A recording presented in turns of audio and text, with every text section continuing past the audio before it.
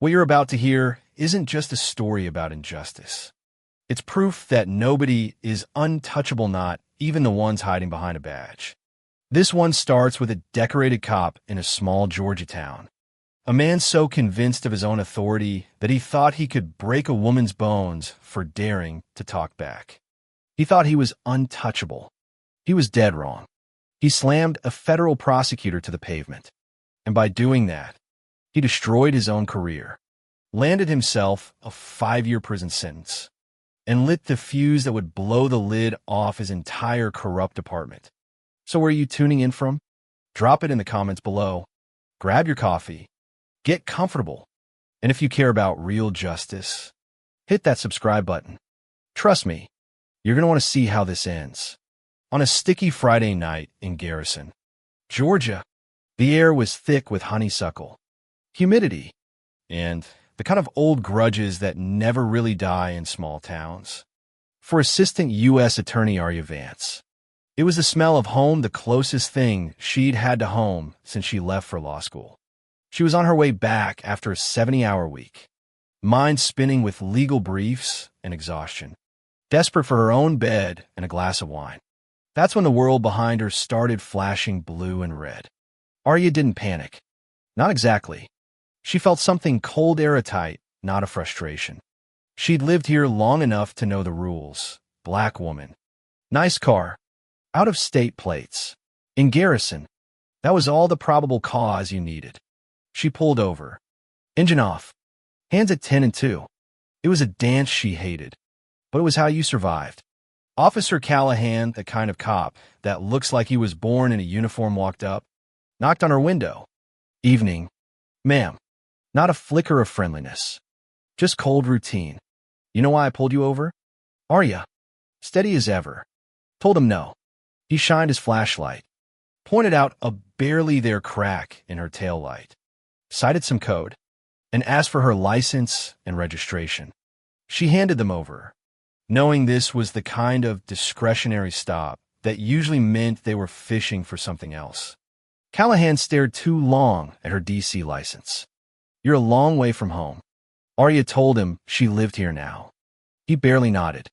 I can write you a warning, but I need you to step out of the vehicle. That was Arya's cue. Her gut said trouble. She told him calmly, with all due respect, Officer, you need reasonable suspicion that I'm armed or dangerous to order me out for a minor infraction. A cracked taillight doesn't meet that standard. That's when the mood changed. The humidity got thicker. Callahan's polite act disappeared. He didn't like being challenged. Not by anyone, but especially not by a black woman quoting case law. I don't need a lecture on the law. He growled, his voice low and menacing. I gave you a lawful order. Arya, cool as ever, stood her ground. Unless you can articulate suspicion of a crime, I will remain in my vehicle. You can write the citation. To Callahan, that wasn't just defiance. It was an insult. He'd spent 15 years on the force. 2 tours overseas, believed in one kind of order. And it started with him at the top. Suddenly, he yanked her car door open, grabbed her arm, and pulled her out. Arya stumbled. This is unlawful. You're using excessive force. Callahan snarled. I'll show you excessive. He spun her, kicked her legs, and slammed her face down onto the gravel. There was a sickening crack. She knew instantly that he'd broken her ribs. He cuffed her, whispered, all that law you talk. Let's see how it helps you in a jail cell. As he shoved her into the back of his cruiser, Arya caught sight of Callahan's partner. Peter Swy died, pale, silent. At the station, Callahan threw her into booking, smug and certain he'd taught her a lesson. But when he ran her info, the computer screen told a different story. He realized too late he hadn't just roughed up a random woman, he'd assaulted a federal prosecutor from the Department of Justice's Civil Rights Division. Callahan's cocky grin vanished. His partner, Peters, looked even worse. Callahan tried to recover, pulling Peters into the break room. We have a story. She was non-compliant, aggressive. You back my play. Peters was scared his wife had a new baby. New mortgage. He nodded. sick to his stomach, agreeing to back Callahan's lie. Back in booking, Arya sat on a bench, face swollen, ribs throbbing, watching them concoct their story, knowing exactly what they were up to. But she was more than a victim now. She was a prosecutor watching her assailants build a case against her. An hour later, a lieutenant showed up, said there'd been a misunderstanding, released her, and handed over the report. Arya didn't argue. She took the paperwork, walked out into the night, and told herself the real fight wasn't won by yelling in a police station. It was won with evidence and strategy. At the hospital, X-rays confirmed her ribs were broken. Every bruise was documented. The pain was relentless. But it was the insult, the way the system had turned on her, that kept her awake at night. Back in D.C. on Monday, she bypassed the local DA and went straight to her federal boss, Marcus Thorne. She laid out the evidence, photos, medical records, the whole story. Marcus listened, then told her they picked the wrong one. He ordered a full federal investigation, not just into Callahan, but the entire department. But Garrison PD knew how to close ranks. The body cam footage was corrupted, cut out right before the assault. The tow truck driver who saw everything suddenly couldn't recall. Dispatch logs were lost in a server transfer. Callahan got paid leave a cop's vacation. Arya started getting harassed police cruisers parked outside her house.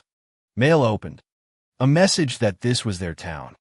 Arya's team filed a civil suit. But the real test would be the criminal trial. The local press painted her as a troublemaker, a big city prosecutor with an agenda. Callahan was their hero. The courtroom was tense. Uniformed cops filled the seats, making their presence known. Callahan's lawyer spun the story, painting Arya as an activist out to make a name for herself. When Arya took the stand, the defense twisted her professionalism into arrogance, her self-defense into aggression. The jury started to doubt. But then came Peters, Callahan's partner. He was supposed to back up Callahan's story, to finish burying Arya. But he looked at Arya, saw no hatred in her eyes, just quiet expectation. And something broke inside him. Peters told the truth. He described Arya as calm, respectful. He admitted Callahan had escalated, used brutal force, then tried to cover it up. The courtroom erupted. Peters confessed to the conspiracy. And here's the kicker: he handed over a secret recording of Callahan, caught on tape, bragging about teaching that little black lawyer a lesson. The recording landed like a bomb. The jury found Callahan guilty on all counts: assault, obstruction, conspiracy. He got 5 years in federal prison. The case cracked open. The department, other officers came forward. The chief resigned. Federal oversight swept through. Arya's case became the catalyst, a story that echoed far beyond Garrison. She didn't see the restitution as a Victorino amount of money fixes broken ribs or broken trust. The real victory was systemic. For the first time, people in Garrison started to believe the system might actually work for them too. Arya went back to her work, scars and all, forged stronger than ever. Her story stands as a testament. Justice isn't a guarantee. It's a promise that has to be defended every single day. So let me ask you, what do you think matters most in fighting corruption? Whistleblowers, federal oversight, or just everyday courage? Ever seen anything like this in your own community? Let's talk about it in the comments below.